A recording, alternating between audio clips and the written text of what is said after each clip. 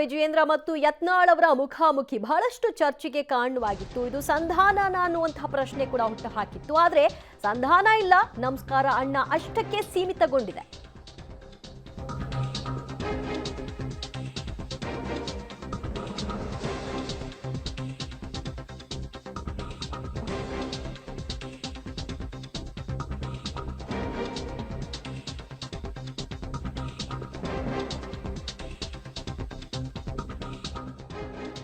ಸಂಧಾನ ಇಲ್ಲ, ನಮಸ್ಕಾರ ಅಣ್ಣ ಅಷ್ಟಕ್ಕೆ ಸೀಮಿತಗೊಳ್ತಾ ಅನ್ನುವಂತಹ ಪ್ರಶ್ನೆ ಹೌದು ಅಂತಿದೆ ಮೂಲಗಳು.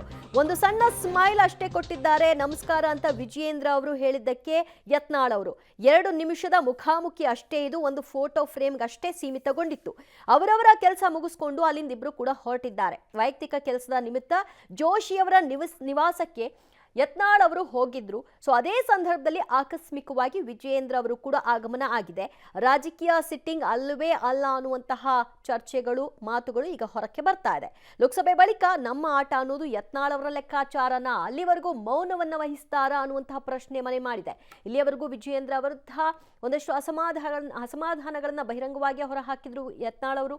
ಸೊ ಆ ನಂತರದಲ್ಲಿ ತಣ್ಣಗಾದ್ರು. ಈಗ ಯತ್ನಾಳ್ ಅವರ ಮತ್ತು ವಿಜಯೇಂದ್ರ ಅವರ ಮುಖಾಮುಖಿ ಜೋಶಿ ಅವರ ನೇತೃತ್ವದಲ್ಲಿ ಸಂಧಾನ ಆಯ್ತಾ ಅನ್ನುವಂತಹ ಪ್ರಶ್ನೆ ಇತ್ತು, ಅಥವಾ ಕೇವಲ ಇದೊಂದು ಫೋಟೋಗಷ್ಟೇ ಸೀಮಿತನಾ ಅನ್ನುವಂತಹ ಪ್ರಶ್ನೆ ಕೂಡ ಇತ್ತು.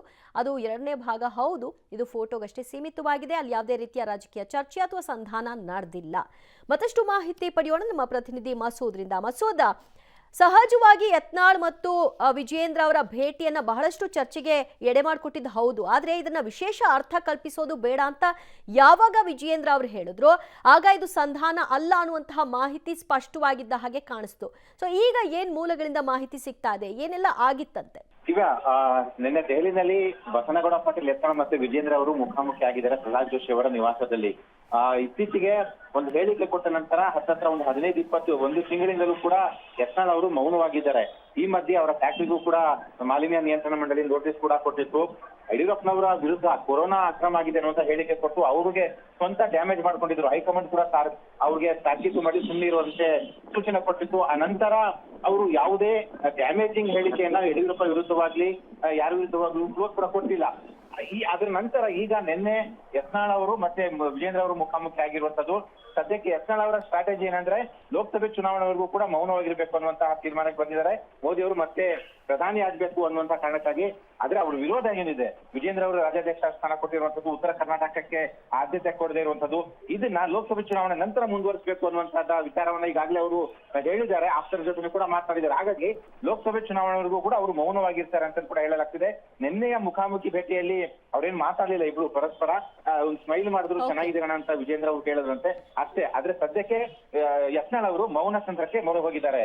ದಿವ್ಯಾ, ಥ್ಯಾಂಕ್ ಯು ಮಸೂದ್, ನಿಮ್ಮೆಲ್ಲ ಮಾಹಿತಿಗೆ. ಒಂದೇ ಪಕ್ಷದಲ್ಲಿದ್ರೂ ಕೂಡ ವಿರೋಧ ಪಕ್ಷದವರ ರೀತಿ ಯತ್ನಾಳ್ ಅವರು ಪದೇ ಪದೇ ವಿಜಯೇಂದ್ರ ಅವರ ವಿರುದ್ಧ ಗುಡುಕ್ತಾ ಇದ್ರು. ಸದ್ಯಕ್ಕೆ ಅವರು ಸೈಲೆಂಟ್ ಆಗಿದ್ದಾರೆ. ಅದು ಲೋಕಸಭಾ ಚುನಾವಣೆಯವರೆಗೂ ಮುಂದುವರಿಯುತ್ತಾ ಅನ್ನೋದನ್ನ ಕಾದು ನೋಡಬೇಕು. ಇಲ್ಲಿ ಯಾವುದೇ ಸಂಧಾನ ಮಾತುಕತೆಗಳಾಗಿಲ್ಲ, ಕೇವಲ ಇದು ಅಚ್ಚರಿಯ ಆ ಕ್ಷಣದ ಭೇಟಿ ಅಷ್ಟೇ. ಒಬ್ರೊಬ್ರು ಬೇಕಂತಲೇ ಹೋಗಿ ಮೀಟ್ ಮಾಡಿದ್ದಾಗ್ಲಿ ಚರ್ಚೆ ನಡೆಸಿದ್ದಾಗ್ಲಿ ಯಾವುದೂ ಆಗಿಲ್ಲ.